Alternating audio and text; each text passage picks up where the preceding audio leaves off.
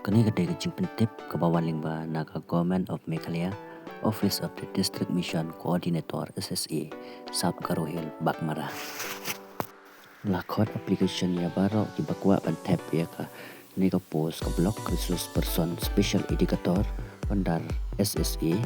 idon lai telit ki post kajing siu kanlong arpo hajar kashibanai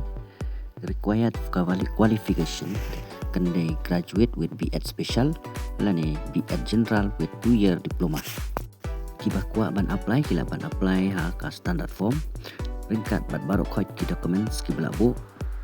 nang ta ka last date ban apply kandai or apply tarik January ajar pun reu